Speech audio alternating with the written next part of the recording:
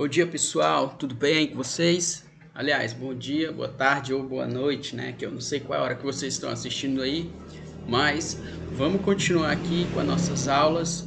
Hoje, continuando com a nova ordem mundial, tá certo? Agora sim, finalmente, a gente vai entrar no assunto em si. Então, a gente vai falar hoje realmente sobre essa nova ordem mundial.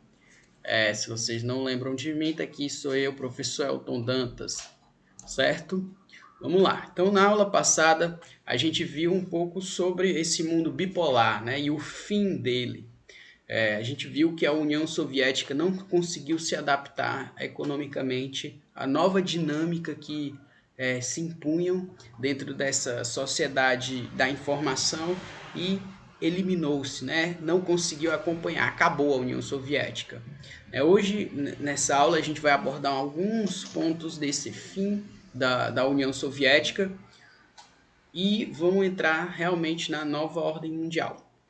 Então, eu trouxe aqui esse diagrama aqui para vocês verem, né, que fala um pouco o que é que acontecia. Então a gente tinha um mundo bipolar, onde a gente via se destacando os Estados Unidos e a União Soviética.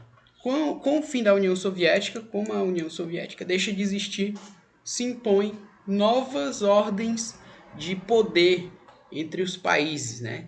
E vai surgir o que vai ser chamado de uma nova ordem mundial, onde algumas interpretações vão se impor. Então, vão surgir, né, sobre essa nova ordem mundial. Uma interpretação que vai se colocar como multipolar, uma como monopolar e a última como unimultipolar, certo? Então, a gente vai abordar um pouco sobre esses assuntos e vamos ver o que é essa nova ordem mundial, beleza?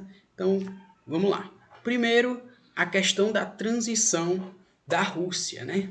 A transição russa, o que eu estava dizendo para vocês, a Rússia começa a enfraquecer e aí se transforma num país capitalista, né? Começa a abrir a sua economia. Então, o que acontecia? Ainda quando a Rússia era socialista, a gente vai ter uma economia que começa a não ter mais força, não mais conseguir se adaptar a esse novo sistema capitalista que se impunha, mas ainda assim vai ser um poderio militar importante, muito forte.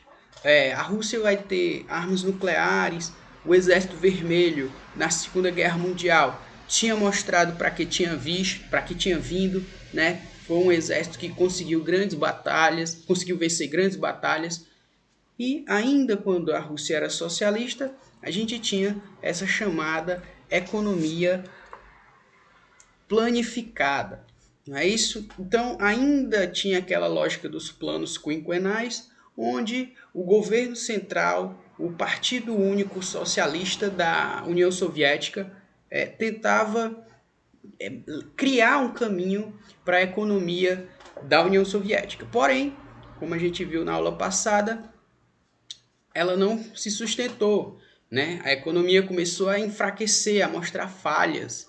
E aí a gente vai ver o processo de transição, que primeiramente não tinha um intuito de tirar a União Soviética do mundo socialista, mas de readaptar essa potência, né, para essa nova lógica que surgia, essa nova lógica econômica mais dinâmica, mais rápida, né? E eles vão criar um plano, o Mikhail Gorbachev especificamente, ele vai criar um plano que vai ser denominado de Glasnost e Perestroika, né? 2 pontos, né? Glasnost, que em russo significava transparência, e Perestroika, que quer dizer reestruturação. Então, o Perestroika, que era essa reestruturação da economia, fazia quase que uma transição da economia planificada e socialista para algumas adaptações capitalistas. Então, a gente ia ver a possibilidade de abertura de mercado para o mercado internacional. Então, a União Soviética vai poder fazer comércio com países não socialistas, né, com países capitalistas, vai permitir a entrada de capital estrangeiro dentro da economia soviética, né, o que antes era inaceitável, não acontecia, e a gente vai ter também o fim dos planos quinquenais, o fim dessa economia planificada, né?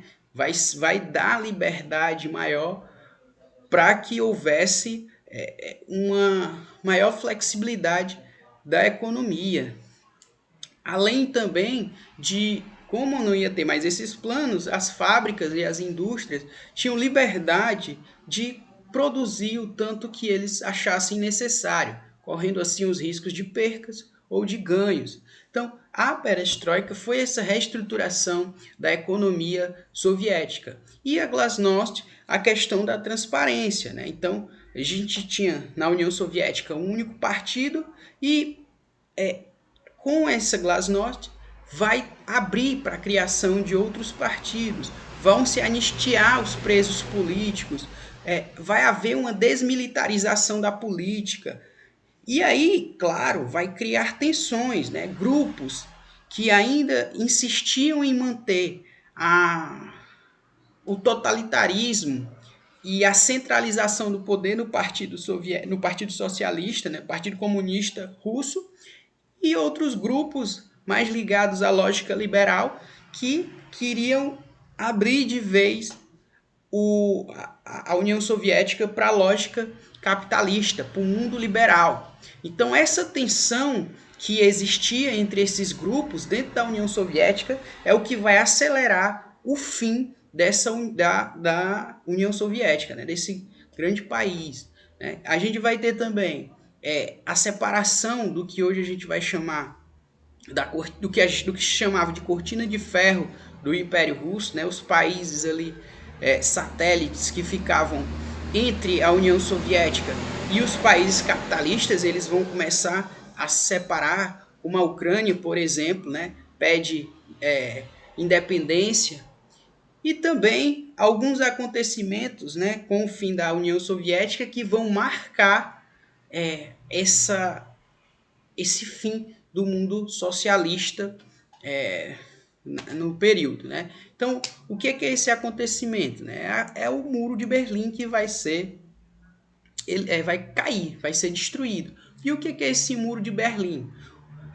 Como a gente sabe, após a vitória das forças aliadas da Segunda Guerra Mundial, a Alemanha vai ser dividida entre a União Soviética e os países capitalistas, né? Inglaterra, França e Estados Unidos. A chamada Berlim Oriental vai seguir a lógica do socialismo. E como a economia socialista não vai bem nas pernas, como a gente já viu, as pessoas que viviam nesse mundo tinham vontade de migrar.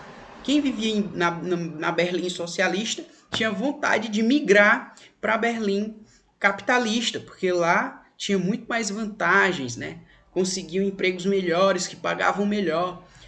E aí a Berlim socialista, com medo de perder essa mão de obra normalmente a mais qualificada, começou a criar certos cercos, né? Começou com algumas grades, alguns bloqueios, vendo que só isso não impedia a migração de pessoas da Berlim socialista para Berlim capitalista, foi que eles construíram um muro, né? Esse muro que ficou sendo o símbolo da divisão que ocorria entre o capitalismo e o socialismo nesse período. Não foi impedido pelas forças capitalistas, como os Estados Unidos, porque a União Soviética era uma potência na época, uma potência militar, como eu já coloquei aí no slide anterior. Então, os Estados Unidos não tinham interesse de manter uma política de confronto com a União Soviética, porque a guerra, nesse período, entre essas duas potências, só traria muitos problemas para as duas, né? Então, o Muro de Berlim foi construído, mas mesmo assim ainda havia muitas fugas, né, e muitas mortes também nas tentativas de fuga, até que, com o fim da União Soviética, o Muro de Berlim foi destruído em 1989, há aproximadamente 31 anos atrás. Então, com a quebra do Muro de Berlim, a queda do Muro de Berlim, fica ali, como é que diz, como um marco na história para o fim do socialismo, né? Algumas teorias históricas vão até surgir como sendo o fim da história, né? Fukushima, né, um historiador, se não me engano, japonês, vai trazer essa ideia. Porém, a gente vê que não é bem assim, né? As contradições e os conflitos e as mudanças na história ainda estão aí acontecendo, mesmo que não obrigatoriamente com novas formas antagônicas de política, mas assim, então, um pouco mais leve, mas ainda existentes, né? Então, com a queda do Muro de Berlim, com a implantação de Glasnost, Perestroika, né, e o fim da União Soviética, acaba aí o mundo bipolar. Porém, a gente vai ver que a Rússia inicialmente vai ter algumas dificuldades econômicas, porém, se a gente olha atualmente, a Rússia vai ser uma economia emergente, com grande potencial de crescimento. Claro que lá ainda tem certas dificuldades políticas dentro do âmbito da democracia, mas em que superpotência a gente não tem isso hoje, né? E ainda assim a Rússia é uma potência militar, porque tem as armas nucleares e poucos países sentem interesses de confrontar um país que tem essa tecnologia, né? Não só de desenvolver armas nucleares, mas mísseis nucleares de longo alcance, que podem atingir países em outros continentes, ou seja, um ataque de longe com poderio de devastação de apocalíptico, né? Ou seja, o mundo pode acabar com uma guerra desse tipo, né? Como houve muitas tensões durante a Guerra Fria. Então, essa é um pouco do que foi essa transição russa. E aí, com o fim dessa transição russa, o mundo começa a se reorganizar politicamente. A geopolítica do mundo volta a mudar, né? Algumas visões sociais, né, políticas, geopolíticas vão surgir. A primeira, a do mundo multipolar. O que é essa visão? Ela vai abordar o olhar econômico. Com o fim da União Soviética, a gente vai acabar com essa disputa entre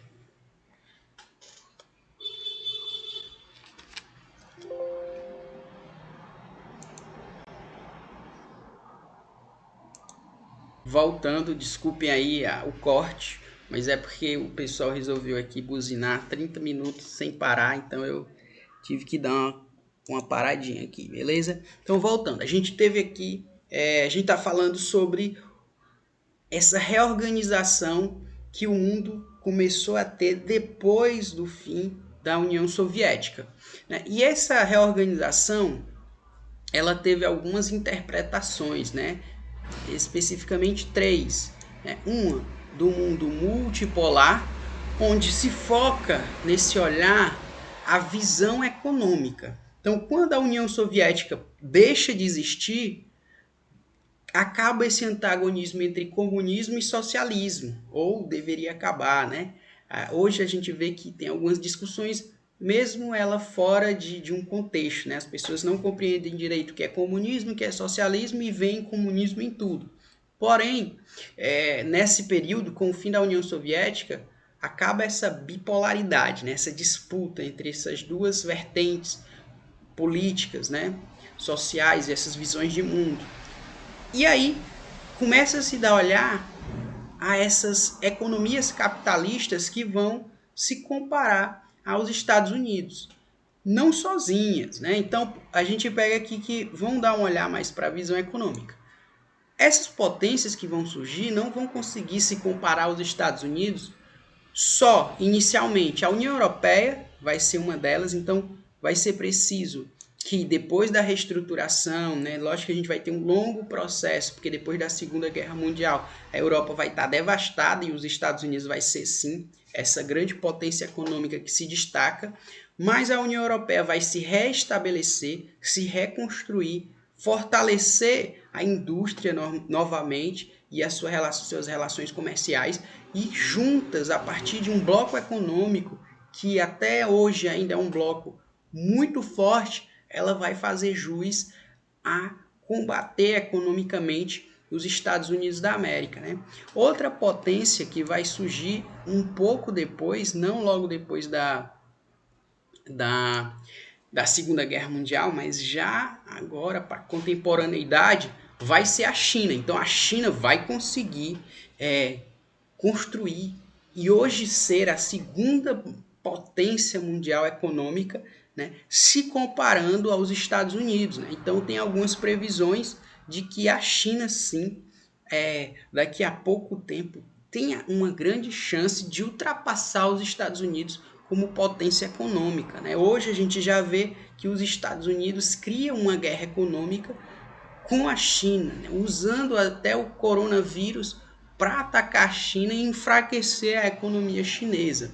Então, a China se desponta como essa potência. Fora outros, né, correndo por trás, como a Alemanha sozinha, o próprio Japão também, que vai se destacar como uma grande potência econômica, mas por estar meio ali isolado, né, não vai conseguir se destacar sozinho, né?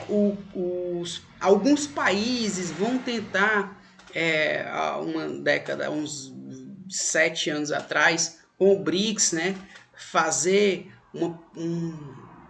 uma política desses países que vão ser chamados de países emergentes, né, como Brasil, União Soviética, como Brasil, Rússia, África do Sul e a própria China, né, fazer esse bloco aí potente, mas hoje, com a mudança de governo brasileiro, esse bloco ele se desestabiliza um pouco.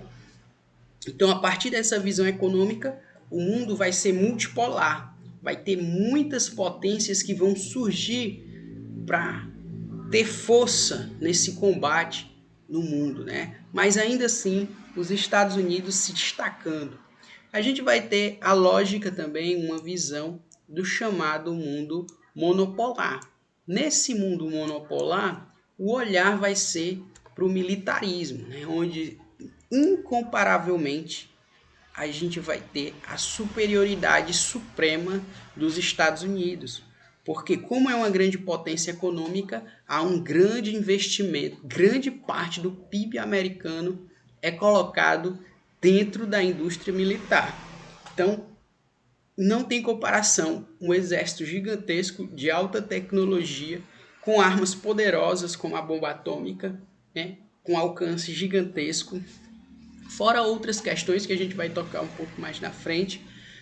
Então, dentro desse mundo monopolar da visão militarista, né, os Estados Unidos é incomparável, então se torna como o único núcleo de força que se destaca. A gente vai ter também crescendo atrás a China, né? Então a China hoje também vai passar por uma reestruturação militar e vai desenvolver armas nucleares, tem um exército gigantesco devido à grande população que tem, né? Então, sim, o exército chinês é maior do que a população de muitos países, até do que, se eu não me engano, a população estadunidense, né? E correndo por trás a Rússia, né? Tanto que a Rússia tem coragem ainda de fazer algumas imposições e se colocar contra os Estados Unidos, não à toa, porque tem um poderio atômico gigantesco e alta tecnologia no que se refere à questão do militarismo. E a outra visão, né, que se destaca aí para interpretar essa nova ordem mundial é o mundo unipolar, né, onde ele vai abordar as duas visões, a visão militarista e a visão econômica, né? Então a gente vai ter ali quando a gente se refere aos Estados Unidos, e multipolar quando a gente se refere às economias, né? Então essas são as três visões, né? Lógico que a que se destaca mais é a visão do mundo multipolar, mas as três aí estão válidas, né? E estão estudadas, né? Vocês já viram aí. Bom, Aqui a gente tem um mapa falando sobre esse mundo unimultipolar, né? Que vai estar aí principalmente no século XXI, e um pouco sobre as suas áreas de influência. Primeiro, destacar aqui essa linha que divide, né, os países desenvolvidos do norte e os países subdesenvolvidos do sul, né? Então a gente vai ter aí Estados Unidos, Canadá, a Europa Ocidental como um todo, né? E aí eles dão uma descidinha para poder colocar dentro desses países desenvolvidos um país que está no sul, né? Que no caso é a Oceania, né? Que também vai ter um índice de desenvolvimento bom, um PIB poderoso, né? E aí, hoje, na época do coronavírus, vem se destacando também pela forma, Nova Zelândia especificamente, como lidar com essa doença, né? A gente vê as suas áreas de influência, né? O norte aqui vai ter os Estados Unidos, vai ter como área de influência a América. Durante os governos do PT, houve sim um certo distanciamento, uma união do Brasil especificamente com os BRICS, como eu já falei, mas hoje o alinhamento, né, com o governo Bolsonaro volta a existir, né, seguindo a lógica da doutrina Monroe, né, da América para os Estados Unidos. Na Europa, né, ele vai ter uma influência aqui especificamente na África, e o Japão e a China vão ser as potências da Ásia, né? Comandando ali aquele outro bloco econômico conhecido como os tigres asiáticos. A gente vai ter aqui nesse meiozinho, né, a Europa Oriental e a Arábia, né, parte aqui da Ásia meio solto, porque hoje estão em disputa quem vai ter o controle sobre essas regiões, né? A gente vê Rússia, Estados Unidos constantemente incentivando guerras ali e colocando exércitos, né, com o intuito de ter o controle sobre aquelas regiões, e também, vamos dizer assim, organizações locais também tentando ter uma liberdade, né, um controle, na verdade, vamos dizer assim, sobre suas regiões. Então, esse é mais um dos fatores, né, que permeiam essa nova ordem mundial, essa questão da influência. Outro fator que a gente podia tocar é o fator dos blocos econômicos, né, onde a gente vai ter como destaque a União Europeia, mas a gente tem outros como o Mercosul, que vai estar ligado à América do Sul.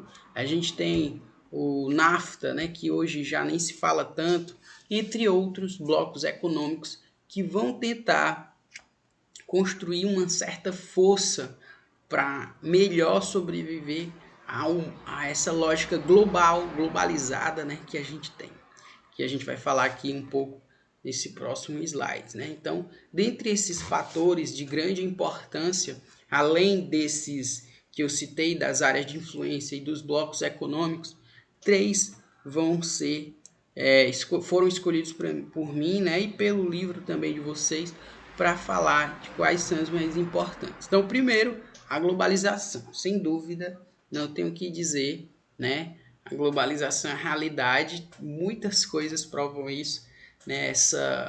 Esse fluxo de tudo muito rápido, então é um fluxo de capital, né? A gente vai ter essa expansão capitalista por causa desse fluxo. Então, se você pegar mega empresas riquíssimas hoje, elas atuam no mercado mundial, né? Ou seja, arrecadam dinheiro em todo o mundo. A gente pensar na Google, no Facebook, se a gente pensar na Amazon, né, que vende produtos para todo mundo, se a gente pensar em todas essas empresas aí que tem vamos dizer assim, uma capilarização mundial, né? Então, é pensar na globalização, né? As grandes empresas hoje ricas são globalizadas. Então, a gente tem o fluxo de capital, essa expansão do capitalismo, o fluxo de mercadorias, né? Então, todo canto, e o fluxo de pessoas, né? O que espalhou bastante a disseminação viral, né? do coronavírus é a globalização, é esse fluxo de pessoas quase incontrolável, né, que existe. Então, logo surgiu na Ásia, com pouco tempo na Europa, depois para o Brasil, para o mundo todo, porque as pessoas estão se movimentando, e se movimentam muito rápido por causa dessas novas tecnologias. E o fluxo de informação, né, que também faz parte dentro dessa lógica do capital, né? Os blocos econômicos eu já falei, né? E também a questão da internacionalização do capital, né? Que o dinheiro, por causa do sistema bancário com a tecnologia avançada, né? Por causa da outra questão que a gente vai falar aqui, que é a chamada terceira revolução industrial, né? A revolução da informação, né? Daqui a algum tempo, quem não tiver informação sobre TI não vai estar não vai estar aí na onda, não vai estar moderno, né? Não se adaptará a esses novos tempos. Então, TI é uma área aí que parece que vem se destacando bastante por causa da terceira revolução industrial, né? E esse fluxo de informação que influencia em tudo, né? Desde a internacionalização do capital até a venda de informações, né? Que a gente vai ver no decorrer do tempo. Então, a gente tem esse grande fluxo de informações e a guerra de informações, que a gente vai falar no próximo slide. Outra questão é o poderio econômico, né? Então, sempre na história da humanidade, é difícil você ouvir um historiador falar sempre, mas dessa vez é sempre na história da humanidade, a gente vê riqueza e poderio militar se unindo para formar as grandes potências, né, os grandes impérios, os grandes reinos, as grandes democracias, né? Então, essa união é quase inseparável. Então, poderio militar é um dos fatores que tem grande importância nessa nova ordem mundial, né? E esse poderio militar ligado à tecnologia e armas tecnológicas como as armas nucleares. Então, todos os países de primeiro mundo, se eu não me engano, com exceção, acho que o Japão não, tem armas nucleares, né? E tem tecnologia militar. Como eu disse, os Estados Unidos investem muito dinheiro nesse setor e vão estar ligados com essa questão dessa guerra de informações, que a gente vai falar agora nesse próximo slide. Então, a gente junta as duas coisas, né? Aliás, três coisas: globalização, tecnologia e poderio militar, e a gente vai ter a guerra de inteligência ou a guerra no espaço, no cyberespaço, né? Nesse mundo digital, né? Esse digimundo, onde algumas coisas são importantes, né? A informática vai ser setor de fundamental importância para esse novo mundo, né? A questão da tecnologia com satélites e drones de espionagem vão ser muito utilizados nessa guerra de inteligência. Então eu trouxe alguns exemplos aqui para mostrar que essa guerra está sendo batalhada aí todo dia sem que a gente acabe dando a atenção necessária para ela. Então eu trouxe algumas questões, né? A importância que os Estados Unidos dá é que desde 1990 eles criaram o chamado United States Cyber Command, que é justamente uma unidade ali americana, estadunidense, para agir dentro desse setor do cyberespaço, né? da TI, de informação. Por que esse lugar vai ser o lugar de batalhas?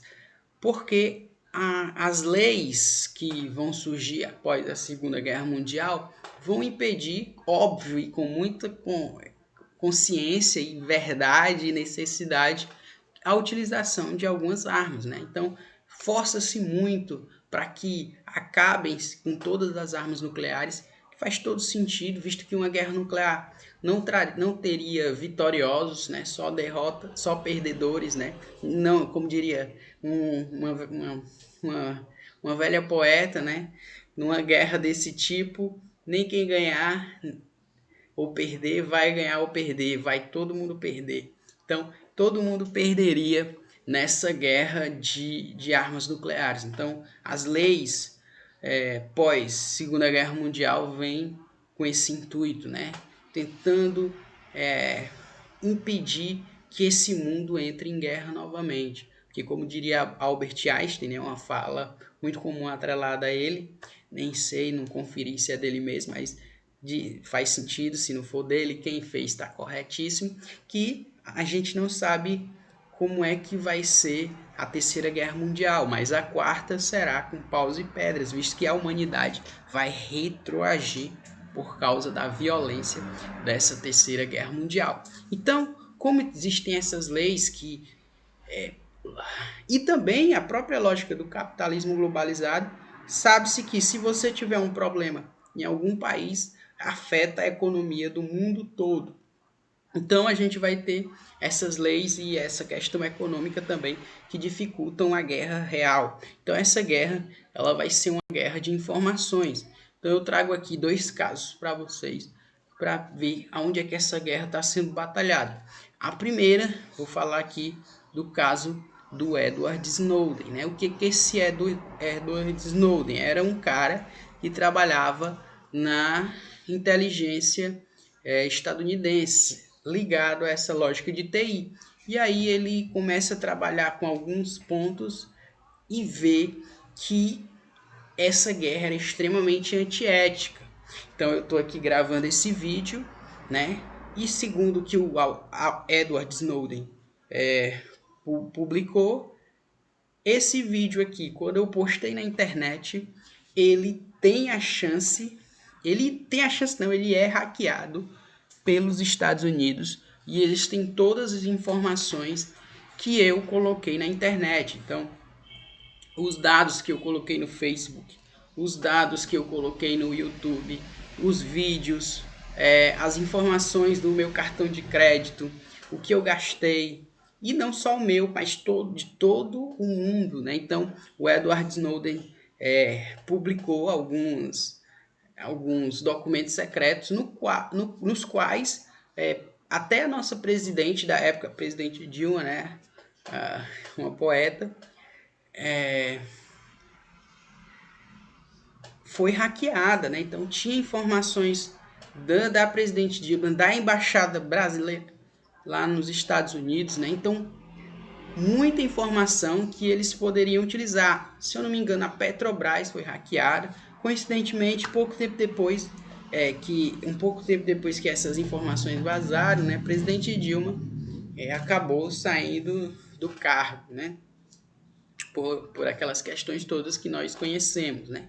Então, o caso do Edward Snowden é um deles. E para a gente citar outros mais modernos, eu vou falar da questão do Facebook, da Cambridge Analytica e do Brexit, eleições brasileiras e eleições estadunidenses, né? Então, o que é que isso tudo, que diabo é isso, professor? O que é Cambridge Analytica? O que é que o Facebook tem a ver com a eleição dos Estados Unidos, com a saída da Inglaterra da União Europeia? Porque houve um escândalo após o Brexit, após a eleição dos Estados Unidos, que os políticos, né, estavam utilizando informações pegas da gente, roubadas, vamos assim dizer, capturadas, né, roubadas não, capturadas pelo Facebook, né, pelo Facebook do Mark Zuckerberg, que foi até ao Poder Legislativo estadunidense, ao Senado, e só pediu desculpas, né? Porém, o que a gente sabe é que eles pegavam os dados, informações nossas do que a gente compartilhava aí pelo Facebook, e de algumas informações que a gente até publicava nas nossas conversas privadas, né, pelos messengers e tal, e construíam perfis de cada um de nós, no caso não só da gente, mas de países como Estados Unidos e a própria Grã-Bretanha, né? E aí criavam perfis e construíam propagandas, vamos dizer assim, personalizadas, com o intuito de modificar a nossa forma de pensar e favorecer eles num determinado tipo de voto. Dou um exemplo: se eles queriam que a gente não votasse porque o nosso voto era contrário ao candidato deles, eles construíam uma propaganda que sabia que ia afetar a gente porque tinha coletado dados da gente e conhecia qual era o nosso perfil psicológico, sociológico, e a partir daí criava uma publicidade que nos manipulava, vamos assim dizer, para fazer o que era mais vantajoso para eles dentro do que eles eram pagos, por exemplo. Então, a eleição do Trump ela foi construída dessa forma. Então, pegavam dados sobre as pessoas e sabiam que elas tinham determinadas raivas com relação a alguma coisa e construíam propagandas em relação a isso. E jogavam, bombardeavam essas pessoas com essas informações nas próprias redes sociais. O Brexit foi a mesma coisa, né? O que acabou sendo um escândalo, porque a Grã-Bretanha sai da União Europeia, né? Fica aí com um problema que até hoje ainda está aí ocorrendo, e fica com essa pulga atrás da orelha de ter sido uma certa fraude, né? De ter utilizado as redes sociais para manipular a massa, né? Para manipular a grande parte da população e utilizando coisas que são termos muito comuns para a gente hoje, as chamadas fake news, né? Então, ou também a gente pode chamar de mentiras, né? Então eles começam a mentir. Aqui no Brasil a gente teve várias situações, né, de mentira, né, com relação a alguns governos, né, e com algumas coisas que realmente foram comprovadas que não existiam depois, com o intuito de manipular as eleições, né? É claro que é necessário um debate bem mais amplo para saber até onde é ético ou não, até onde a pessoa tem liberdade ou não, mas o fato é que essa guerra no cyberespaço está acontecendo agora e a gente às vezes nem percebe, certo, pessoal? No geral, era isso que eu queria falar, né? Quem teve alguma dúvida, pode mandar mensagem para mim, qualquer coisa. Vocês sabem onde me encontrar na plataforma, nas redes sociais. Respondam essas questões aqui, ó, certo? Então a gente tem aqui a página 35. Quem quiser já utilizar aqui essa parte aqui, responde já por aqui, utilizando esse slide aí. Quem quiser dar uma olhadinha no livro, tá lá, certo? Então, é isso. Valeu. Show. Até a próxima aula.